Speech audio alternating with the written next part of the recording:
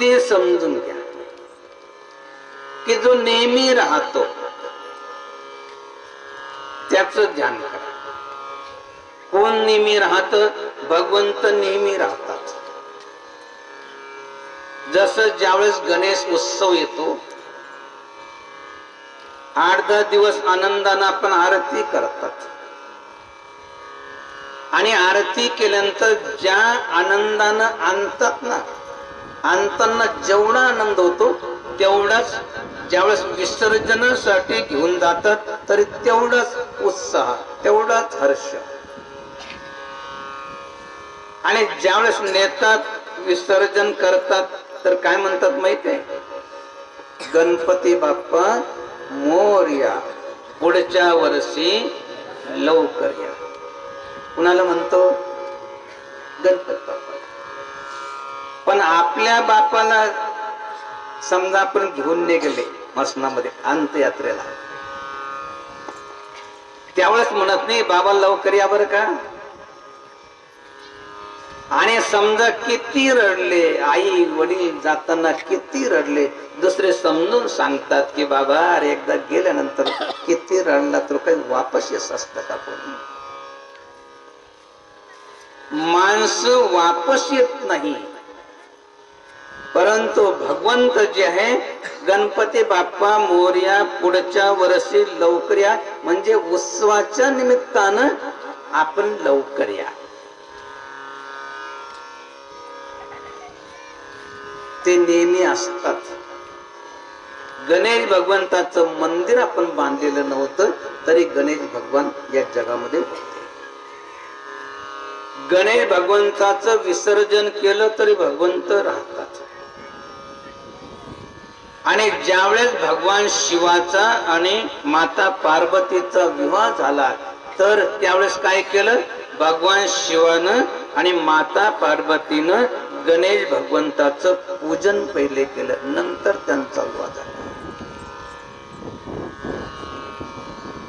आता काय काय म्हणते ते तर भगवान शिवाचे पुत्र आहे आणि लग्नाच्या अगोदर कसं काय होतं मग ते आपल्या सर्वांना माहित आहे की उठण्याचं गणपती बाप्पा बनवले, म्हणजे मूर्ती बनवली आणि तिला चेतन समजलं की चैतन्य होईल आणि माझं रक्षण करेल, मी जसं सांगितलं तसं करेल. आणि सांगितलं चेतनता आली आणि सांगितलं की जा दरवाजावर ते मी स्नान करेपर्यंत मध्ये कोणाला येऊ नको. सांगायचं तात्पर्य की गणेश भगवान अनंत आणि अनादी आहे. असे जे भगवंत कुठे जात नाही, येत नाही, ज्यांचा जन्म होत नाही, ज्यांचा मृत्यू होत नाही, असं जे चैतन्य तत्व आहे त्याचं आपण ध्यान करा. काय करा? आता मंदिर बांधायचं आपल्या समोर झंझट नाहीये, तो विचार नाहीये. आता फक्त एकच करायचंय. कोणतं काम करायचंय? बैसोनी निश्चळ करी त्याचे ध्यान, बैसोनी निश्चळ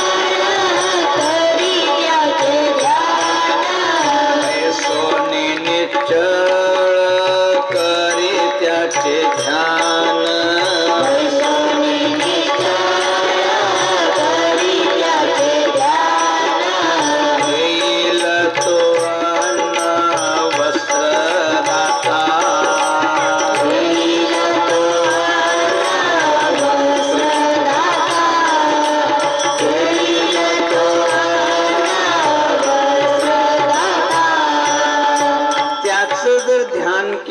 त्या भगवंताची जर भक्ती केली तर तो केवळ अन्न आणि वस्त्र दोनच गोष्टी देईन असं नाही, ज्याला जे आवश्यक असेल त्याला ते देईन.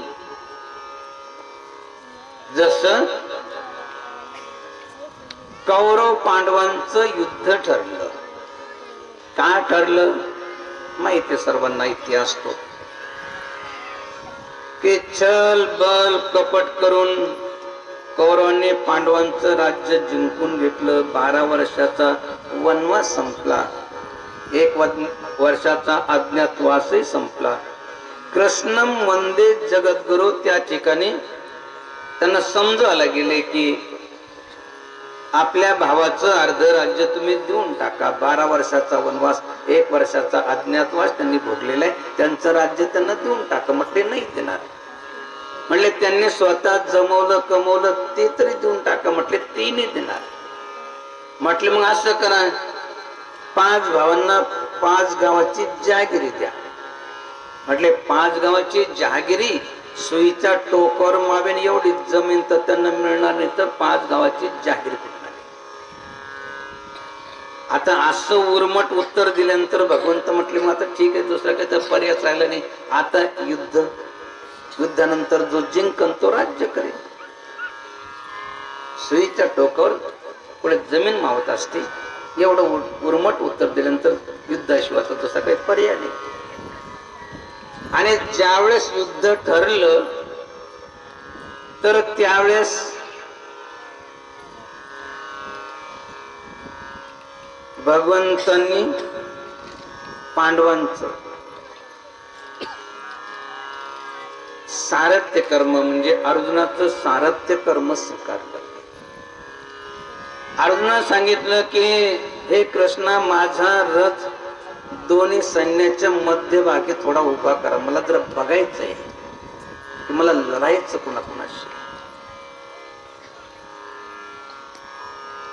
आणि ज्यावेळेस दोन्ही सैन्याच्या मध्यभागी रथ उभा केला आणि ज्यावेळेस बघितलं अर्जुनानं, मोठं आश्चर्य वाटलं की या राज्यासाठी, या संपत्तीसाठी जे इथं दुसऱ्याचा प्राण घ्यायला आलेले ना, दुसरे तिसरे कोणीच नाही, आपलेच सर्व.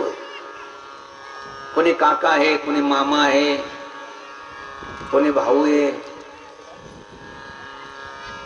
ज्यांनी आपल्याला लहानचं मोठं केलं समोरच ते भीष्म पितामह आहे.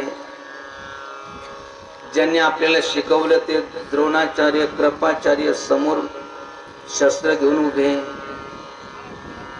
आणि आता काय या राज्यासाठी पितामह भीष्म ज्यांच्या अंगा खात्यावरती आम्ही खेळलो, आता काय त्यांना मारायचं? ज्या गुरुजनांनी आम्हाला शिक्षण दिलं का त्यांना मारायचं? सांगितलं की मी भिक्षा मागेन पण युद्ध नाही करणार. यांना मारून हे राज्य तर काय, स्वर्गाचं राज्य जरी मिळालं तर ते मला नकोय, मी युद्ध करणार नाही. स्पष्ट सांगितलं. तरी परंतु भगवंतानं सांगितलं की नाही, तुला युद्ध करावंच लागेल. आणि तुला जे वाटतंय ना की यांना मारल्यानंतर पाप लागेल, अरे म्हटले मेलेलेच आहे, मेलेल्यानं मारल्यानंतर काही पाप लागत नाही. जिवंत माणसाला जाळल्यानंतर पाप होतं. मुर्द्याला जाळल्यानंतर कोणी जेलवर चढवतं का? नाही, कारण तो मेलेलंच आहे. तसे जे आहे काही आता म्हणतात त्याला आतंकी, त्यावेळेस शास्त्रामध्ये त्याला शब्द आहे आत्तताई.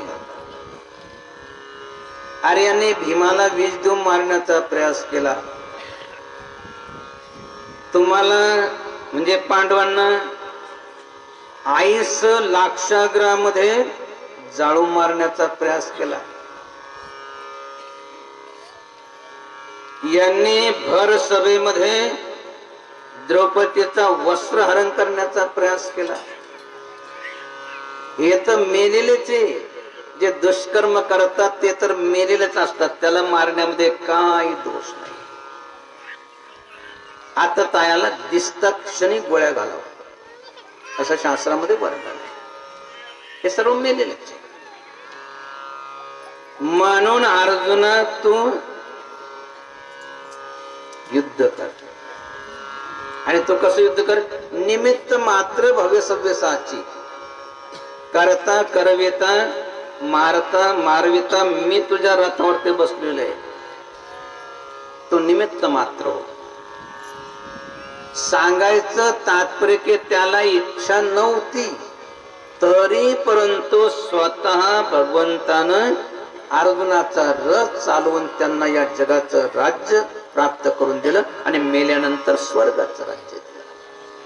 सांगायचं तात्पर्य आपल्याला हे आहे.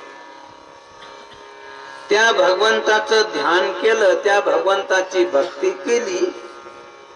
केवळ अन्न वस्त्रच दिन नाही, ज्याला जे आवश्यक आहे त्याला ती दिन.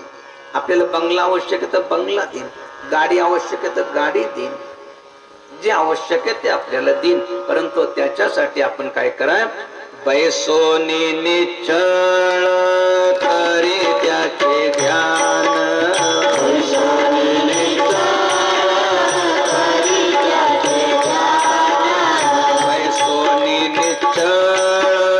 करी त्याचे ध्यान.